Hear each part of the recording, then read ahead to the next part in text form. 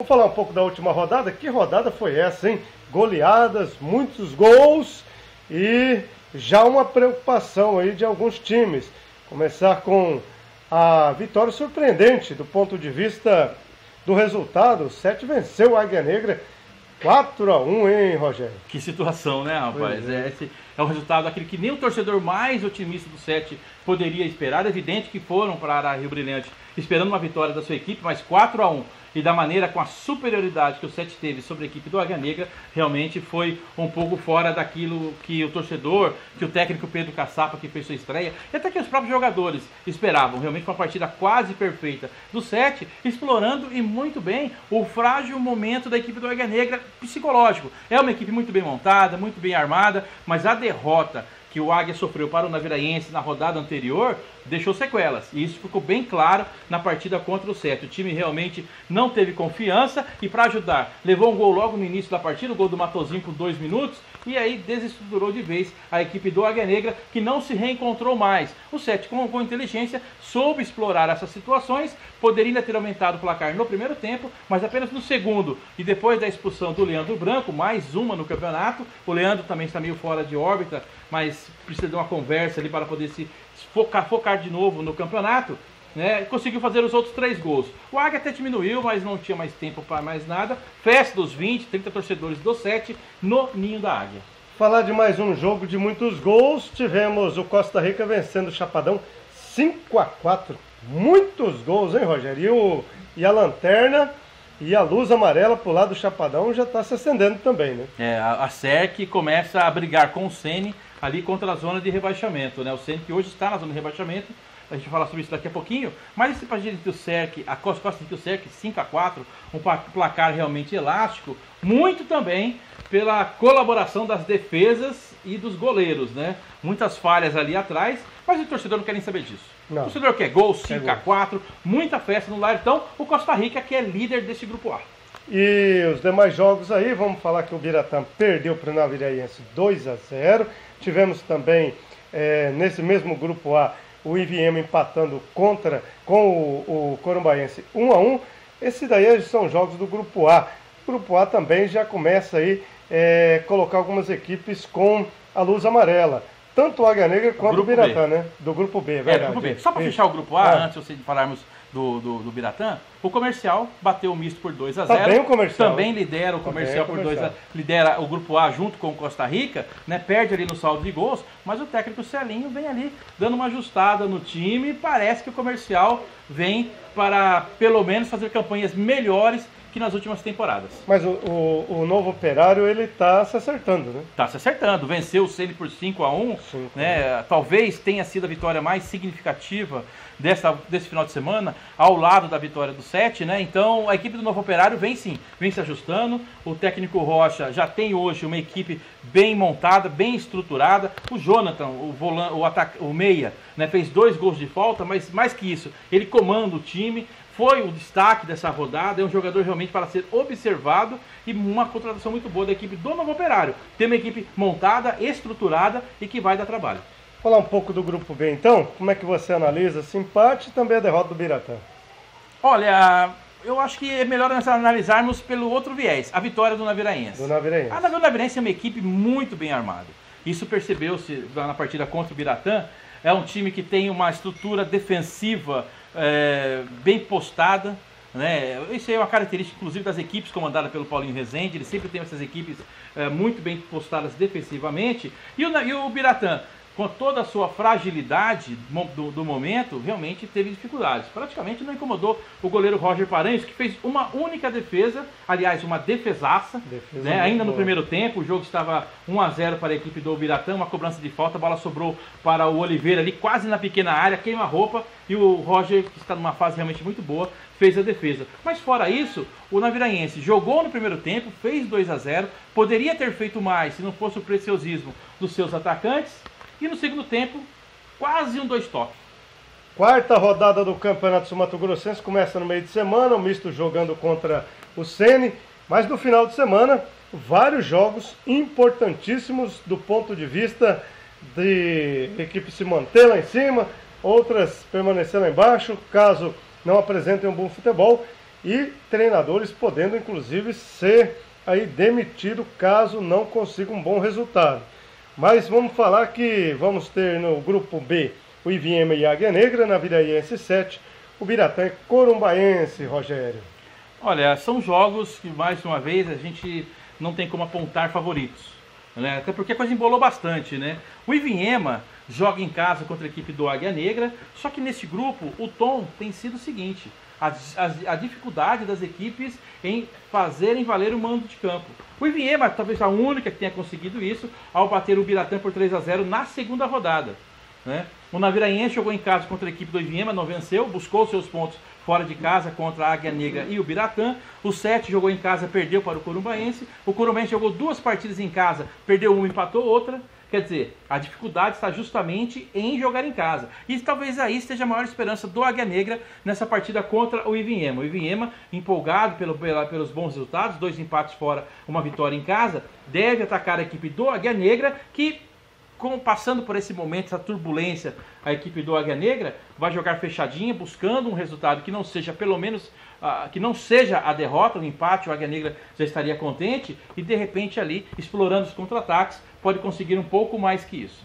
O jogo da TV é Naviraense e 7 de setembro. O jogo vai ser lá no Virotão. O 7 vai empolgado, pelo menos confiante, por causa do resultado conquistado na última partida contra o Águia Negra em Rio Brilhante, né? Até por isso eu estive no treino do 7 ontem, e ontem não, vou falando ontem, mas o amigo está assistindo na sexta-feira, vai achar que eu estive na quinta, né?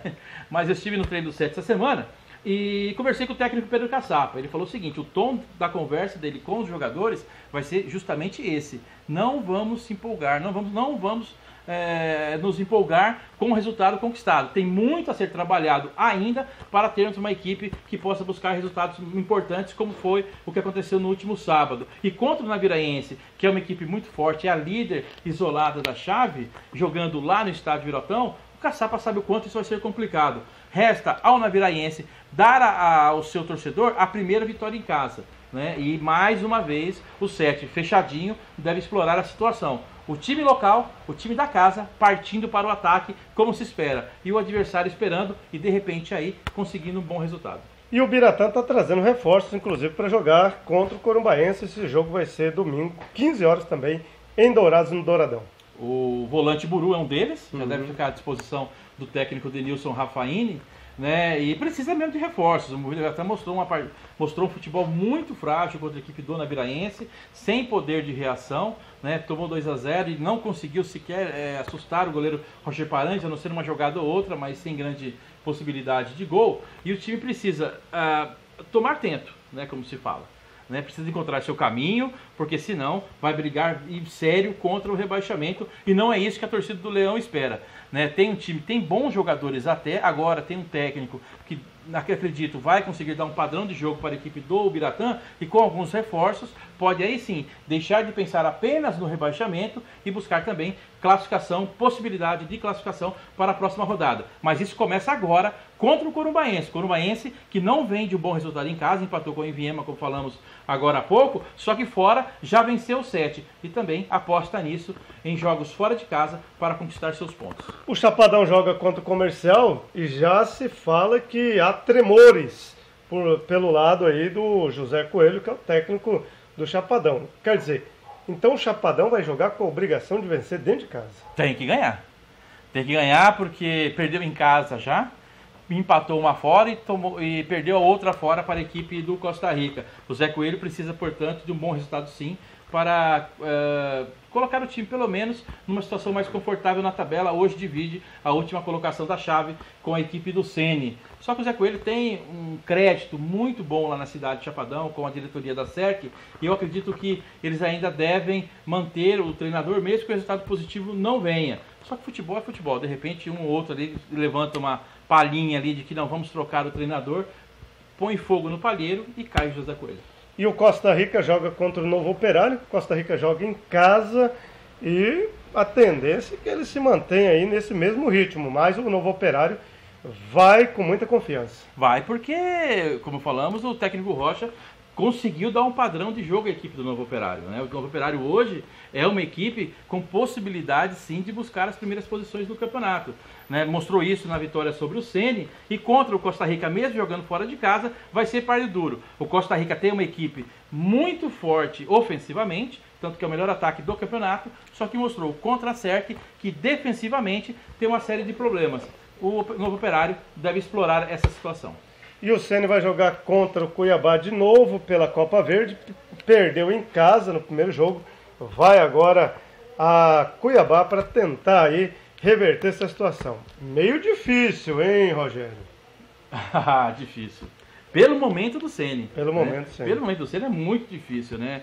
Eu não vou falar que é impossível o Seny reverter a situação frente ao Cuiabá, mas é improvável. É improvável. É improvável. O Seny vai voltar de Cuiabá desclassificado, infelizmente, para o futebol sul-mato-grossense, mas isso é resultado, né, desse momento turbulento em que passa o Seny. Seja dentro de campo, a parceria com o Guaicurus não tem rendido os frutos que se esperava, seja fora de campo, a disputa política ali entre o presidente José Rodrigues, o vice Paulo Teles, né, ninguém, e também a parte da parceria relacionada ao Guaicurus. Hoje, o Seny é um time que, infelizmente, ninguém sabe quem manda. Tem poder, o Rodrigues é o presidente, mas tá faltando pulso no comando do Seny, infelizmente. Tá legal, então tá aí, jogos da quarta rodada, começando no meio de semana e se encerrando no domingo a partir das 17 horas com o Iviema e Águia Negra, último horário aí do jogo desta quarta rodada.